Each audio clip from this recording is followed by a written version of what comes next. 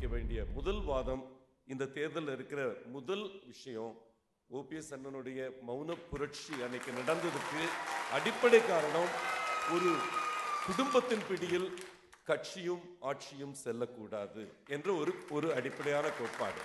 இது ஏதோ அவர் இன்னைக்கு யோசிச்சுட்டு வரல. அனைத்து இந்திய அண்ணா திராவிட முன்னேற்ற கழகம் என்ற அரசியல் இயக்கம், உன்னதமான அரசியல் இயக்கம், தமிழகத்தின் இன்றைய வளர்ச்சிக்கு ஆதார சக்தியாக இருப்பது இந்த இயக்கம். இந்த இயக்கம் ஒரு குடும்பத்தின் பிடியில் செல்லக்கூடாது. எப்படி சென்றது, அந்த விதம் என்ன? இதுலதான் என்னோட இரண்டாவது வாதம். புரட்சி தலைவி அம்மா அவர்கள் இன்னைக்கு ஆர்கே நகர்ல நீங்க நடந்து பாருங்க, அத்தனை பேரும் அவங்க என்ன செஞ்சாங்கன்றதை தாண்டி அவங்க இருந்தாங்க இந்த இடத்தோட பிரதிநிதியா என்பதை மனசுல உள்வாங்கி நெஞ்சில் வச்சு பூஜிக்கிட்டு இருக்காங்க. ஒவ்வொருத்தரும் பூஜித்து கொண்டு இருக்கிறார்கள் ஆர்கே நகர்ல. அவங்க மனசுல இருக்கிற அடிப்படையான கேள்வி, அம்மா எப்படி இறந்தார்? இன்று நாங்கள் 14 கேள்விகளை முன்வைக்கிறோம். அம்மா மரணத்துக்கு பின்னால் இருக்கும் மர்மங்கள் என்று சொல்லி எதற்கும் விடை கிடையாது. ஏன் அப்படி சாக வேண்டும்? அம்மா இத்தனை பேருக்கு சோறு போட்ட அந்த மகராசி எப்படி இறந்தாங்க? அந்த கேள்வியை அவ்வளவு ஆழமாக இன்னைக்கு கேட்டுட்டு இருக்காங்க.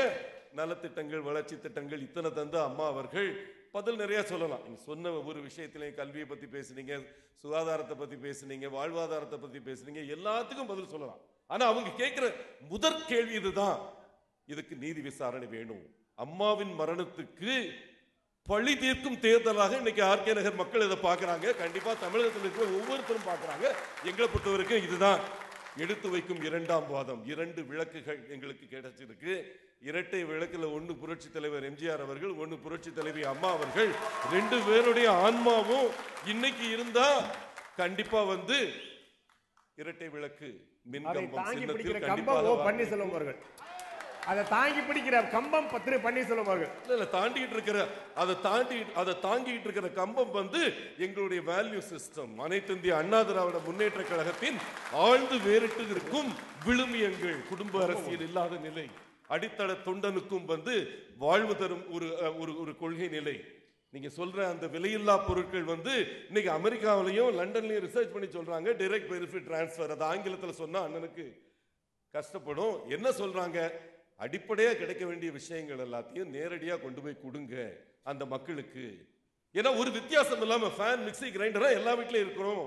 தாலிக்கு தங்கம்னா எல்லா ஏழை பிள்ளைங்களுக்கும் கிடைக்கணும். இது டிஃபெண்ட் பண்றதுல கஷ்டமே கிடையாது. இது இலவசங்கள் என்று கொச்சைப்படுத்தக்கூடாது. இன்னைக்கு எல்லா இண்டிகேட்டர்ஸ்லயும் பிஜேபி அரசாங்கம், காங்கிரஸ் அரசாங்கங்கள் எல்லாம் இருக்கிற ஹியூமன் டெவலப்மெண்ட் இண்டெக்ஸை விட தமிழ்நாடு மேல இருக்கு. கல்வியில மேல இருக்கு, மருத்துவத்துல மேல இருக்கு, வாழ்வாதாரத்துல மேல இருக்கு. ஹியூமன் டெவலப்மெண்ட் இண்டெக்ஸ்ல எங்க இருக்கும்? செகண்ட் இருக்கும். ரைட், இன்னும் கேரளா நம்பர் 1 இருக்கு, இல்லைன்னு சொல்லல.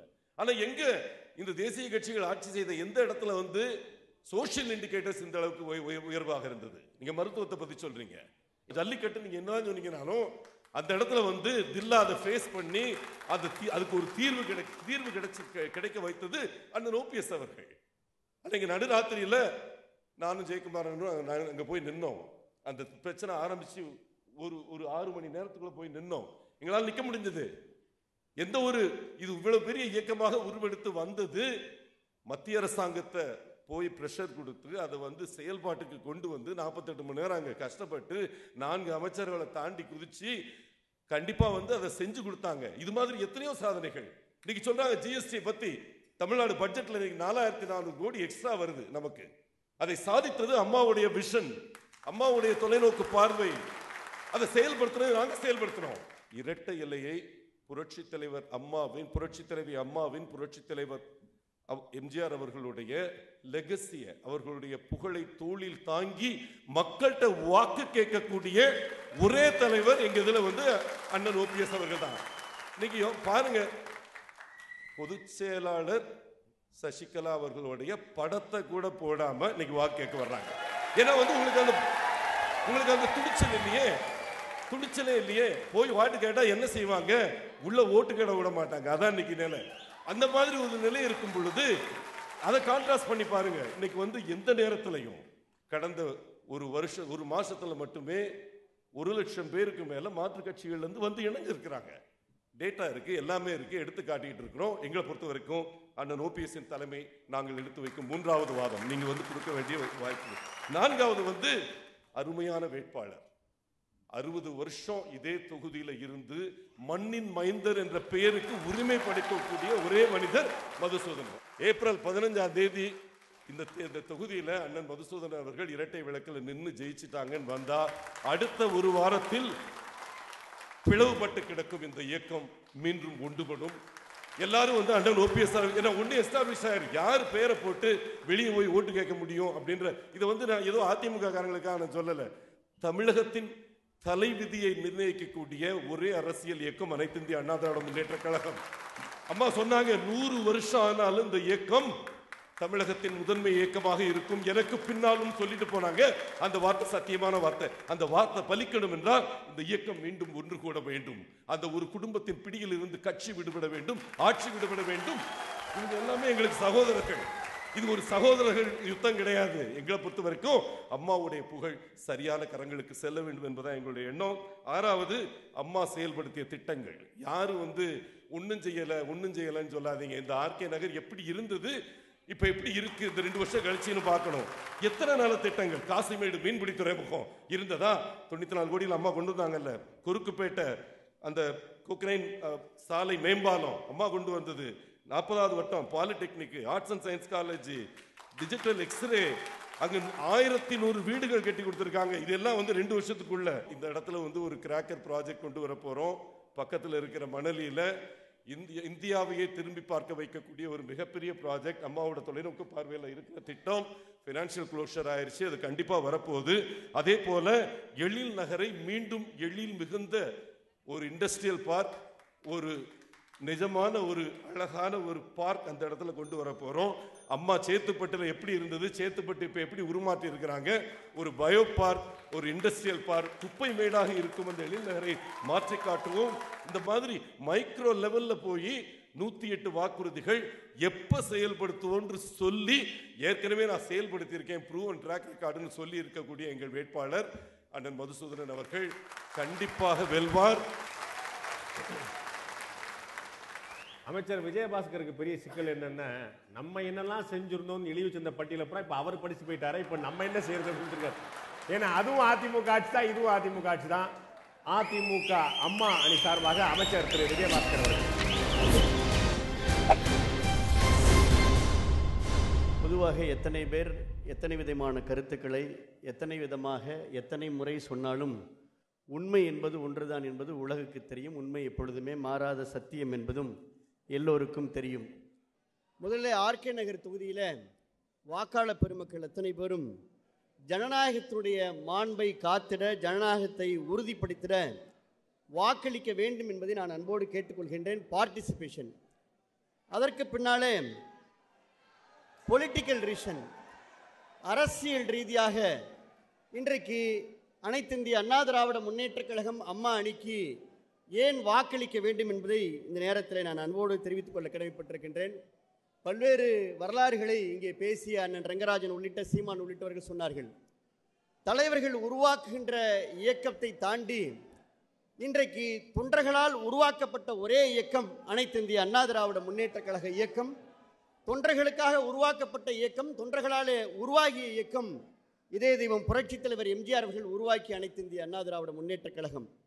அந்த இயக்கத்தை எங்களுடைய இதே தெய்வம் புரட்சித் தலைவி அம்மா அவர்கள் இன்றைக்கு பல்வேறு சோதனைகள் எல்லாம் தாண்டி நெருப்பாற்றிலே நீந்தி பல்வேறு சுற்றுப்பயணங்களை எல்லாம் மேற்கொண்டு ஆளுகின்ற அனைத்து இந்திய அண்ணா திராவிட முன்னேற்றக் கழகமே மீண்டும் ஆட்சியை பிடித்த வரலாறை 32 ஆண்டுகளுக்கு பிறகு உருவாக்கி காட்டிய பெருமையை கொண்டவர் நம்முடைய இதே தெய்வம் புரட்சித் தலைவி அம்மா அவர்கள். ஆக அப்படிப்பட்ட எங்களுடைய இதே தெய்வம் புரட்சித் தலைவி அம்மாவுடைய மறைவுக்கு பிறகு எந்த காலத்திலும் துரோகம் வென்றதாக ஒரு வரலாறு இருக்கக்கூடாது என்பதற்காக இன்றைக்கு இந்த இடத்துல என்னுடைய கருத்துக்களை நான் முன்வைக்க விரும்புகின்றேன். அதுதான் எங்களுடைய பொலிட்டிக்கல் ரீசன். NT ராமராவுக்கு ஒரு பாஸ்கர் ராவாக ஒருத்தர் இருந்தார். உங்களுக்கு தெரியும் அந்த வரலாறு. பைபாஸ் சர்ஜரியை முடித்துவிட்டு வந்த உடனே மீண்டும் ஆட்சி ஒப்படைக்க மனமில்லை. நிதிஷ்குமாருக்கு ஒரு ஜித்தன் மாஞ்சி ஒருவர் இருந்தார். உங்களுக்கு தெரியும். ஒரு சமூகத்திற்கு வாய்ப்பளிக்கப்பட்டதற்கு பின்னாலே மீண்டும் அந்த ஆட்சி ஒப்படைப்பதற்கு மனம் இல்லை. அப்படி இதே தெய்வம் புரட்சித் தலைவி அம்மா அவர்களாலே 3 முறை முதலமைச்சராக வாய்ப்பு கொடுக்கப்பட்டதற்கு பின்னாலே நானும் இவர்களைப் போலதான் சீசருக்கு ஒரு புரூட்டோஸ் என்று நிரூபித்த அந்த துரோகம் இன்றைக்கு வெல்லக்கூடாது என்பதற்காக இந்த அவையில் அனைத்து இந்திய அண்ணா திராவிட முன்னேற்ற கழகம் அம்மாவுடைய அணிக்கு கொப்பி சின்னத்தில் வாக்களிக்க வேண்டும் என்ற கோரிக்கை கேட்டு இங்கே வந்து கொண்டிருக்கின்றேன். மாண்புமிகு இதய தெய்வம் புரட்சித் தலைவி அம்மா அவர்கள் இன்றைக்கு முதலமைச்சராக இருந்து 2015 முதலமைச்சராக இருந்து ஆர்கே நகரில் போட்டியிட்டு வட சென்னை என்று சொன்னாலே வஞ்சிக்கப்பட்ட சென்னை என்று சொல்வார்கள்.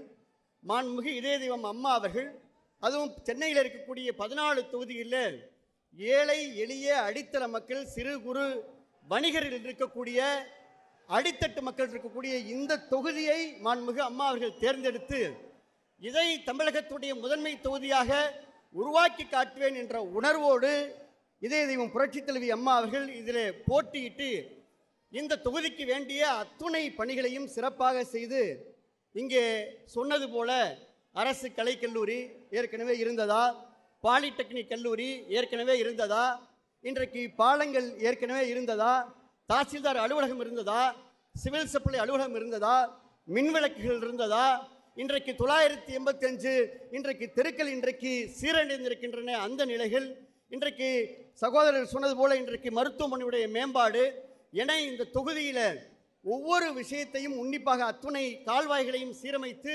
குடிநீர் பிரச்சனையை முழுமையாக அகற்றி இந்த தொகுதியை தமிழகத்துடைய முதன்மை தொகுதியாக 284 கோடி ரூபாயை இந்த மக்களுக்காக செலவிட்ட இதய தெய்வம் புரட்சித் தலைவி அம்மா அவர்கள் மீண்டும் பொதுத் தேர்தலிலுமே இதே தொகுதி மாண்புமிகு இதய தெய்வம் புரட்சித் தலைவி அம்மா அவர்கள் இதே தொகுதியை தேர்ந்தெடுத்தார்கள்.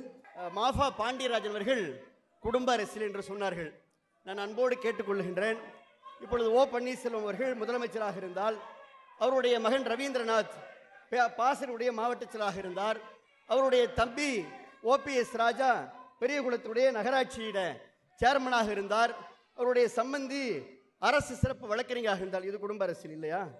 இதே தெய்வம் புரட்சித் தலைவி அம்மா அவர்களை பொறுத்தவரையில் ஒவ்வொரு காலகட்டத்திலும் யாருக்கு எந்த வாய்ப்பை எப்பொழுது எப்படி வழங்க வேண்டும் என்பது இதே தெய்வம் அம்மா அவர்களுக்கு தெரியும். ஆக எல்லோருமே நாம் அத்துணை பேரும் இதே தெய்வம் புரட்சித் தலைவி அம்மா அவர்களுக்காக அம்மா அவர்களாலே உருவாக்கப்பட்டு இன்றைக்கு அனைத்து இந்திய அண்ணா திராவிட முன்னேற்ற கழகம் என்ற இயக்கத்தில் இருந்து கொண்டிருக்கின்றோம். நான் அன்போடு தெரிவித்துக் கொள்கின்றேன். இன்றைக்கு charisma of the candidate TTV Dhinakaran அவர்களை பொறுத்தவரையில் 2 முறை இதே தெய்வம் புரட்சித் தலைவி அம்மா அவர்களால் நாடாளுமன்ற உறுப்பினராக மக்களவை உறுப்பினராக அடையாளம் காட்டப்பட்டு இன்றைக்கு மீண்டும் கழகத்தில் இந்த ஆர்கே நகரிலே போட்டியிடக்கூடிய வாய்ப்பை பெற்றிருக்கிறார். இன்றைக்கு தேர்தல் வர இருக்கிறது. வாக்குகளை எல்லோரும் கேட்கின்றோம். மக்களுடைய மனதுக்கு தெரியும் யாருக்கு வாக்களிக்க வேண்டும் என்பது மக்களுடைய மனதுக்கு தெரியும். அம்மாவுடைய சாதனைகளை, அம்மாவுடைய எண்ணங்களை நிறைவேற்றக்கூடிய, கனவுகளை சுமந்து கனவுகளை உறுதிப்படுத்தக்கூடிய ஆளும் அரசுக்கு, ஆளும் கட்சிக்கு, ஆளும் அரசுடைய சார்பில், ஆளும் கட்சியுடைய சார்பில் நிற்கக்கூடிய மரியாதைக்குரிய அண்ணன் டிடிவி தினகரன் அவர்களுக்கு தொப்பி சின்னத்தில் நீங்கள் வாக்களிக்க வேண்டும் என்பதை இந்த நேரத்தில் நான் பணிவோடு தெரிவித்துக் கொள்ள கடமைப்பட்டிருக்கின்றேன். அம்மா அவர்களாலே அடையாளம் கட்டப்பட்டவர், அம்மா அவர்களாலே பொருளாளராக கழகத்துடைய பேரவைச் செயலாளராக பதவியிலே நியமிக்கப்பட்டவர். ஆக இதே தெய்வம் புரட்சி தலைவி அனைத்து இந்திய அண்ணா திராவிட முன்னேற்ற கழகம் அம்மா அணியினுடைய சார்பில் களம் காண இருக்கும் எங்களுடைய அன்பு சகோதரன், யதார்த்தமான ஒரு அனுபவம் மிக்க ஒரு யங் பர்சனாலிட்டி மரியாதைக்குரிய அண்ணன் டிடிவி தினகரன் அவர்களுக்கு தொப்பி சின்னத்தில் நீங்கள் வாக்களிக்க வேண்டும் என்பதை இந்த நேரத்தில் நான் பணிவோடு உங்களிடத்தில் தெரிவித்துக் கொள்ள கடமைப்பட்டிருக்கின்றேன். அனைத்து இந்திய அண்ணா திராவிட முன்னேற்ற கழகம் மரியாதைக்குரிய நண்பர் மாஃபா பாண்டியராஜன் அவர்கள் சொன்னார்கள், இயக்கம் நிச்சயமாக ஒன்று பெறும், அதில் எந்த விதமான மாற்றம் இல்லை. அனைத்து இந்திய அண்ணா திராவிட முன்னேற்ற கழகம் நிச்சயமாக ஒன்று பெறும். 87 எப்படி கழகம் 2ஆக பிரிந்திருந்ததோ மீண்டும் இதே கழகம் ஒன்றாக இணையும், அதில் எந்த மாற்றம் இல்லை. யார் யாரோடு இணையப் போகிறார்கள் என்பதுதான் உண்மை. நிச்சயமாக அனைத்து இந்திய அண்ணா திராவிட முன்னேற்ற கழகத்திலே எல்லோரும் இணைவார்கள். இந்த தேர்தலுக்கு பின்னாலே நல்லது நடக்கும் என்று சொல்லி வாய்ப்பிற்கு நன்றி சொல்லி விடைபெற்றுக் கொள்கின்றேன். நன்றி, நன்றி கலந்த வணக்கம். நிகழ்ச்சியுடைய நிறைவு பகுதிக்கு நாம் வந்திருக்கிறோம். இங்கே இருக்கக்கூடிய அரசியல் கட்சி பிரபலங்கள் எல்லாம் தங்களுடைய கருத்துக்களை முன்வைத்தார்கள். 89ல தமிழகம் முழுக்க தேர்தல் நடந்தது. அதுல இரட்டை இலை சின்னம் முடக்கப்பட்டிருந்தது. அப்போது தமிழகத்தில் திராவிட முன்னேற்ற கழகம் ஆட்சிக்கு வந்தது. 1996ல தமிழகம் முழுக்க ஒரு மிகப்பெரிய அதிருப்தி அலை இருந்தது. அப்போது திராவிட முன்னேற்ற கழகம் ஆட்சிக்கு வந்தது. 1989 ஒரு அரசியல் சூழ்நிலை, 1996ல இன்னொரு அரசியல் சூழ்நிலை. இந்த புறம் ஒரு மிகப்பெரிய மாற்று சக்திக்கான முயற்சியாக இடதுசாரி இயக்கங்கள், பாரதிய ஜனதா கட்சி, மார்க்சிஸ்ட் கம்யூனிஸ்ட் கட்சி, நாம் தமிழர் இயக்கம் போன்ற பல்வேறு இயக்கங்கள் இந்த ஆர்கே நகரில் களம் காணுகின்றன. அவர்கள் விரும்புவது ஒரு மாற்று அரசியல், ஒரு வன்முறை இல்லாத நியாய உணர்வுடன் கூடிய அரசியலை அவர்கள் தொடர்ந்து முன்வைத்துக் கொண்டிருக்கிறார்கள். அதற்கு நாம் எந்த அளவுக்கு ஆதரவு தெரிவித்திருக்கிறோம், நம்முடைய எண்ணம் என்னவா இருக்கிறது என்பதை உங்களுடைய மனசாட்சிக்கு விட்டுவிடுகிறேன். தமிழகத்தில் இரண்டு பிரதான கட்சிகளாக, இரண்டு பெரிய கட்சிகளாக அனைத்து இந்திய அண்ணா திராவிட முன்னேற்ற கழகம், திராவிட முன்னேற்ற கழகம் இருந்து கொண்டிருக்கின்றன. தற்போது அனைத்து இந்திய அண்ணா திராவிட முன்னேற்ற கழகத்துடைய இரட்டை இலை சின்னம் முடக்கப்பட்டிருக்கிறது. ஒருபுறம் தொப்பியும் ஒருபுறை இரட்டை மின்விளக்குமாக இருக்கிறது. மறுபுறம் தமிழகம் முழுக்க நன்கு பரிச்சயமான, நீண்ட நெடிய அத்தனை வாக்காளர்களுக்கு பரிச்சயமான திராவிட முன்னேற்ற கழகம் இருக்கிறது. உதயசூரியன் சின்னமும் இருக்கிறது. ஒரு மிகப்பெரிய சவால், மாற்று கருத்து இல்ல. இங்க நம்ம அத்தனை பேரும் கண்கூடா பார்த்து கொண்டிருக்கிறோம். இந்த இடதுபுறம் இருக்கக்கூடிய தோழர்களுக்கு ஒரு மிகப்பெரிய சவால், தங்களுடைய கொள்கையை, சித்தாந்தத்தை, சின்னத்தை முன்னெடுத்து செல்வதற்கு. இவர்களுக்கு எவ்வளவு சிக்கல் இருக்கிறதோ அதே அளவு சிக்கல் தற்போது ஆளுங்கட்சியாக இருக்கக்கூடிய அதிமுகவுக்கும் ஏற்பட்டிருப்பதை பார்க்கிறோம். அவர்கள் இரட்டை இலை சின்னத்தை முன்னிறுத்த முடியாது, மாறாக தங்களுடைய தொப்பி சின்னத்தையும் தங்களுடைய இரட்டை மின்விளக்கு சின்னத்தையும் முன்னிறுத்த வேண்டிய நிலையில் இருக்கிறார்கள்.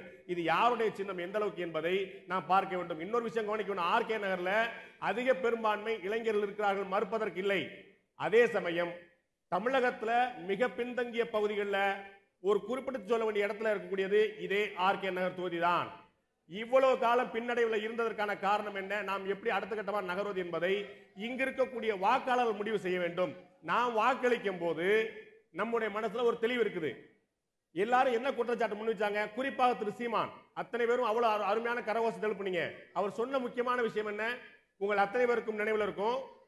மிக சமீபத்தில் உங்களுடைய தந்தி தொலைக்காட்சி ஒரு தேசிய விருது பெற்றது. யார்கிட்ட? தேர்தல் ஆணையத்திலிருந்து தேசிய விருது பெற்றது. எதற்காக என்று சொன்னால், வாக்காளர்களுக்கு விழிப்புணர்வு ஏற்படுத்தியதற்காக தேசிய விருதை தந்தி தொலைக்காட்சி பெற்றது. இந்த தொகுதி ஆர்கே நகர், ஆர்கே நகர் என்று அழைக்கிறோமே, இந்த தொகுதி டாக்டர் ராதாகிருஷ்ணன் நகர். அவர் பெயரை சொல்வதற்கு நமக்கு எந்த அளவுக்கு தகுதி இருக்கிறது என்று தெரியவில்லை. எனக்கு நான் சொல்லிக்கிறேன், உங்களை நான் சொல்ல விரும்பல. எனக்கு எந்த அளவுக்கு தகுதி இருக்கிறது தெரியல. டாக்டர் ராதாகிருஷ்ணன் இந்தியாவுடைய ஆகச்சிறந்த மனிதராக, ஆகச்சிறந்த ஆசிரியராக, இந்தியாவுடைய ஜனாதிபதியாக இருந்தவர். அவருடைய பெயரால் இருக்கக்கூடிய தொகுதி இது. இந்த தொகுதி அடுத்தடுத்து 3 முறை மிகப்பெரிய கவனத்தை மக்கள் மத்தியில், சர்வதேச அளவில், இந்திய அளவில், மாநில அளவில் பெற்றிருக்கிறது. இந்த முறை தேசிய விருது பெற்ற ஒரு தொலைக்காட்சியுடைய ஒரு பணியாளனாக, ஒரு ஊழியனாக உங்கள் அனைவரையும் கேட்பேன். நீங்கள் உதயசூரியனுக்கு வாக்களியுங்கள், அல்லது நீங்கள் இரட்டை மின்விளக்கு வாக்களியுங்கள், அல்லது நீங்கள் தொப்பிக்கு வாக்களியுங்கள், அல்லது நீங்கள் தாமரைக்கு வாக்களியுங்கள், இரட்டை மெழுகுவர்த்தி வாக்களியுங்கள், அறிவால் சுத்தியலுக்கு வாக்களியுங்கள். நீங்கள் எந்த கட்சிக்கு வேண்டுமானாலும் வாக்களியுங்கள். இன்னும் நான் சொல்லாத பெயர் கூட வாக்களியுங்கள். ஆனால் நாங்கள் இந்த கட்சியில் இருக்கக்கூடிய, அரசியல் இருக்கக்கூடிய இந்த கட்சி பிரமுகர்கள், நாங்கள் வாக்குக்கு இவ்வளவு பணம் கொடுப்பதாக வந்தோம், ஆர்கே நகர் மக்கள் பணம் வேண்டாம் என்று திருப்பி தந்தார்கள் என்ற ஒரு பெயரை நீங்கள் வாங்குங்கள். அங்குதான் நம்முடைய ரோசத்தை காட்டணும். நம்மை பணத்தால் வெல்ல முடியும் என்று யாரையும் நினைத்தால், திரு சீமான் சொல்லிக் கொண்டே இருக்கக்கூடிய பணம் வாங்கி ஏமாறக்கூடிய இனம் அல்ல இது. நாங்கள் யார் பணம் கொடுத்தாலும் வாங்க மாட்டோம், வாங்கிய பணத்துக்காக வாக்களிக்க மாட்டோம். நீங்கள் யாரை தேர்ந்தெடுத்தாலும் அதை தீர்மானித்தது நீங்களாக இருக்கட்டும், நீங்கள் வாங்கிய பணமாக இருக்கக்கூடாது என்று சொல்லிக்கொள்ள விரும்புகிறேன். பணத்துக்காக வாக்களித்தீர்களே என்றால் நண்பர்களை மறந்துவிடக்கூடாது. நீங்கள் உங்களுடைய பிரதிநிதியை கேள்வி கேட்கக்கூடிய உரிமையை இழந்து விடுவீர்கள், விற்று விடுவீர்கள் என்ற அர்த்தம். நான் கை நீட்டி காசு வாங்கல, அப்படித்தான் கேட்பேன் என்று நம்மளால் நெஞ்சை நிமிர்த்தி கேட்க முடியும். மாறாக நாம் பணம் வாங்கினோம் என்று சொன்னால், ஆர்கே நகரை பத்தி தெரியாதா, யாரேனும் வென்று விட்டால் சொல்லுவாங்க, அவங்க இவ்வளவு கொடுத்தாங்க அவங்க ஜெயிச்சிட்டாங்க அப்படின்னு. நீங்கள் திமுகவா தொப்பியா இரட்டை மின் விளக்கா என்பதல்ல, நீங்கள் நினைத்த வேட்பாளர் இந்த தொகுதியில் வென்றார்னு வரணும். நீங்கள் வாங்கிய பணம் உங்களுடைய சட்டமன்ற பிரதிநிதியை தேர்ந்தெடுத்து வரக்கூடாது. அது வெற்றி பெற்ற அவருக்கு அவமானம் அல்ல, அவரை வெற்றி பெற செய்த உங்களுக்கு அவமானம் என்று சொல்லிக் கொள்கிறேன். ஏப்ரல் 12ஆம் தேதி வாக்குப்பதிவு நடக்கிறது. 15ஆம் தேதி தேர்தல் முடிவு. இந்த ஒட்டுமொத்த அகில இந்தியாவுக்கும் ஒரு செய்தியை சொல்லட்டும். அடுத்த ஆண்டு தேர்தல் ஆணையத்தில் ஒரு புது விருது உருவாகட்டும். பணம் கொடுத்த போது வேண்டாம் என்று திருப்பி அளித்த மக்கள், இந்த ஆர்கே நகர் தொகுதி மக்கள், அவர்களுக்கு தான் தேசிய விருது என்று தேர்தல் ஆணையம் முடிவு செய்யட்டும். ஏப்ரல் 15ஆம் தேதி உங்களுடைய முடிவுக்காக நானும் காத்திருக்கிறேன். இந்த நிகழ்ச்சியில் கலந்து கொண்டு விருந்தினர் அனைவருக்கும் நன்றி. பார்த்த உங்களுக்கும் நன்றி.